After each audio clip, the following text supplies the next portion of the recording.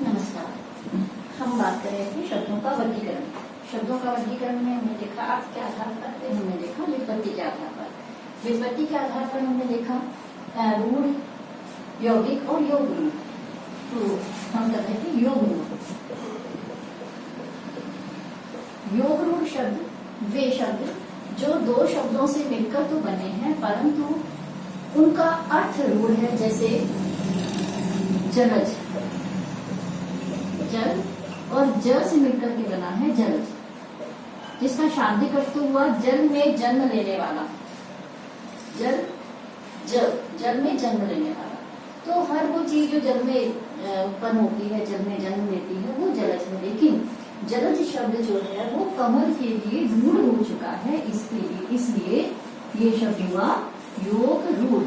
योग दो शब्दों के योग से मिलकर बना है और अर्थ में ये रूढ़ हो गया है, इसलिए ये है योग रूढ़। अब हम बात करते हैं नंबर 3, उत्पत्ति के आधार पर।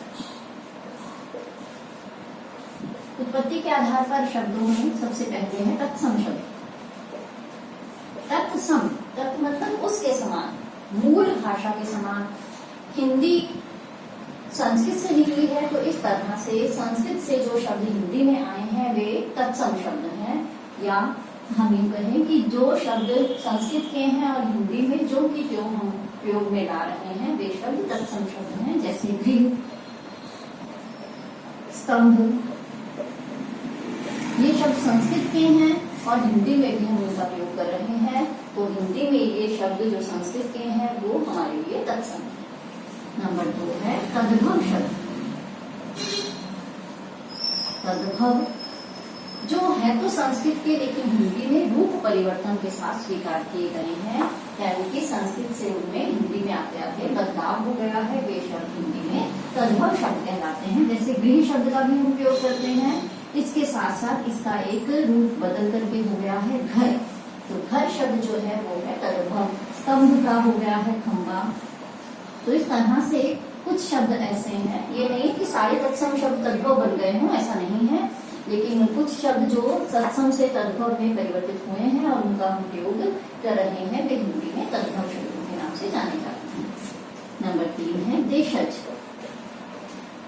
देशज शब्द जो देश काल की आवश्यकता के अनुसार बन जाते हैं, अनुकरण से भी बन जाते हैं, तो ऐसे शब्द जो है हम देशज शब्दों की श्रेणी में रखते हैं। जैसे गाड़ी, रेवड़।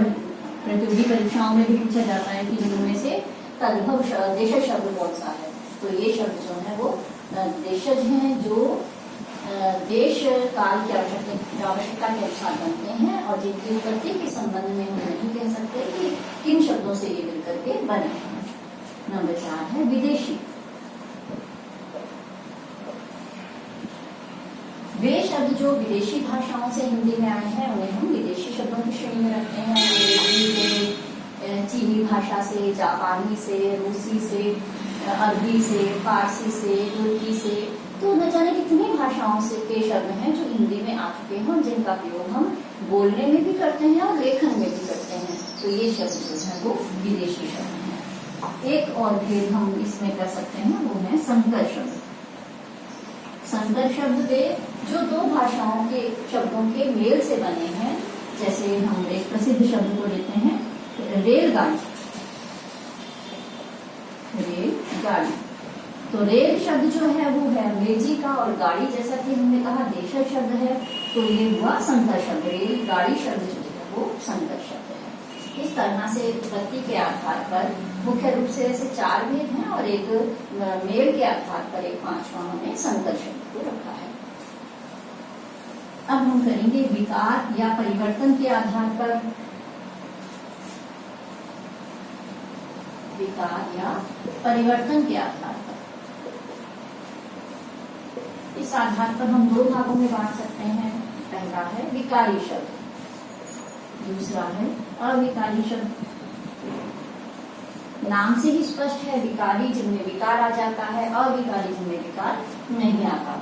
विकारी शब्द परिभाषा की दृष्टि से हम इसे कहें तो वे शब्द जो काल, लिंग, वचन, पुरुष आदि के आधार पर परिवर्तित हो जाते हैं वे विकारी शब्द हैं। उदाहरण के लिए देखें, लड़का जब हम स्त्रीलिंग में करेंगे तो लड़की, और बहुवचन में करेंगे तो लड़के।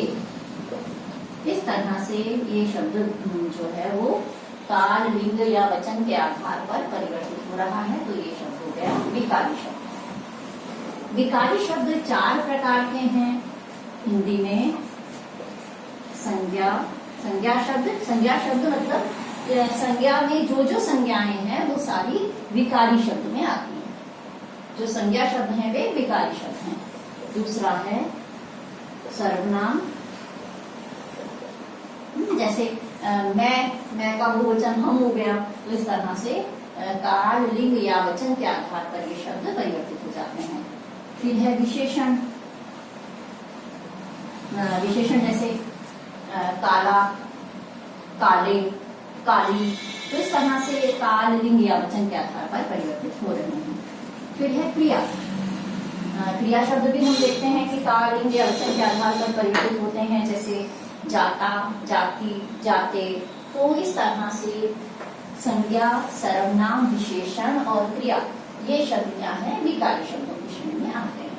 अब बात करते हैं अविकारी शब्दों की। अविकारी शब्द वे शब्द जो काल, लिंग, वचन, पुरुष आदि के आधार पर परिवर्तित नहीं होते, यानी कि आप किसी भी काल के साथ, किसी भी वचन के साथ इनको प्रयुक्त करें, लेकिन इनके रूप में परिवर्तन नहीं होता है, इसलिए ये अविकारी शब्द हैं। अविकारी शब्दों को हम अव्यय शब्द भी कहते हैं। अविकारी शब्दों को भी हम क्या कहते हैं, अव्यय शब्द कहते हैं। ये 4 प्रकार के हैं। क्रिया विशेषण। क्रिया विशेषण शब्द जैसे धीरे, तो धीरे शब्द को आप किसी भी काल के साथ, किसी लिंग के साथ, किसी पुरुष के साथ प्रयुक्त करें, लेकिन धीरे शब्द धीरे ही रहेगा। राम धीरे चलता है, हम धीरे चलते हैं, सीता धीरे चलती है, तो आप स्त्रीलिंग, पुल्लिंग किसी के साथ भी इसको प्रयुक्त करें, लेकिन जो रहेगा। फिर है समुच्चय बोधक। समुच्चय बोधक वे शब्द होते हैं जो शब्दों को, वाक्यों को जोड़ने का काम करते हैं, जैसे और, तथा, एवं, किंतु, परंतु, क्योंकि, लेकिन।